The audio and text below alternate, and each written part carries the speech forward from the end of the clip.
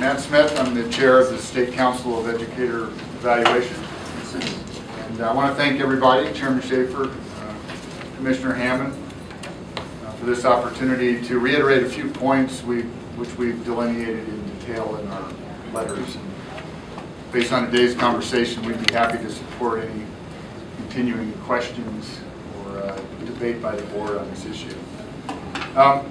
We've been looking at stakeholder inputs. We've also met with the bill sponsors. We've been trying to ensure a mutual understanding around the recommendations the council has made. First of all, let me just say in summary, the rule wording associated with the substance or grounds for appeal, we agree with that wording. This should be in the context of a second year of ineffective or partially ineffective rating, where the educators had opportunity for feedback and improvement. So this single appeals process should be substantial, should be associated with whether the evidence relied upon was accurate and appropriate and whether the process was adequately performed. It should not be an appeal based on some sort of technicality. A lot of discussion today based on the use of a panel, and I just want to make a couple of points. One, the state model system is used in the entire context of our proposed evaluation system as a way to establish a consistent baseline for piloting the system, for learning from it, for collecting consistent measures across the state, and for using those data for continuous improvement. So in our view, any further delineation within the model system, given that the districts already have the option to adopt the model or not, is redundant to the optional nature of the rules that exist outside the state model. The council believes a panel is the best way to create a structure that promotes shared leadership and accountability among district educators and administrators, provides a consistent approach that's transparent, fair, and sustainable both in actual execution and perception.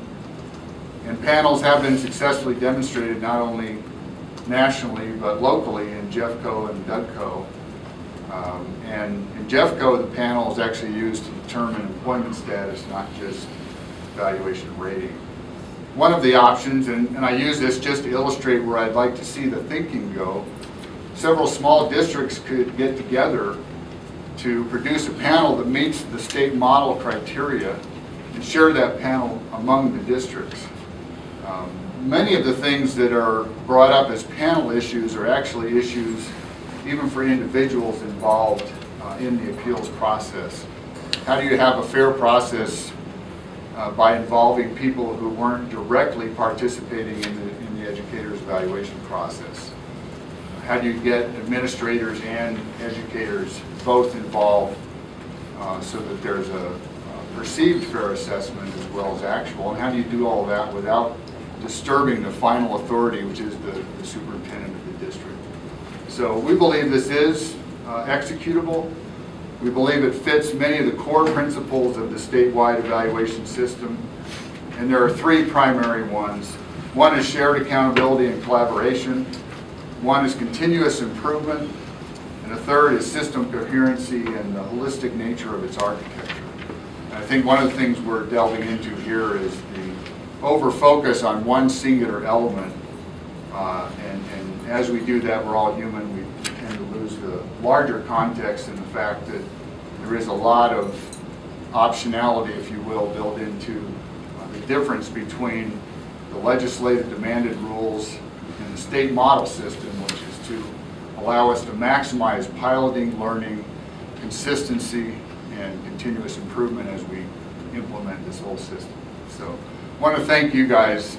Your leadership and dedication continue to put Colorado at the national forefront of education reform. This is one piece of that, and we're happy to be supportive of that. Thanks. Mr. Smith, questions?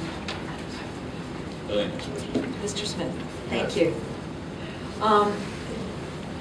You've seen the latest draft that the staff has provided to us. Is the council in support of the latest draft?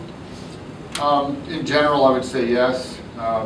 We don't believe the state model system based on the way it's being used, needs to have an option. You ought to have the best preferred practice and enable that practice to be executed consistently so that we can have statewide measures that will help us improve across districts. There's plenty of options to each district built into the rules without adding more options into the state model approach. That answer the question? So the model approach that you are recommending is only the panel and not the 3 options? Correct. Do whatever you want, superintendent makes the decision. A panel or no panel in the model to us is redundant to the flexibility that's already built into the rules. And it starts to defeat the idea of having the model generate those statewide consistent measures and learning processes that will help us improve year over year. Thank you. Jerry Wilson.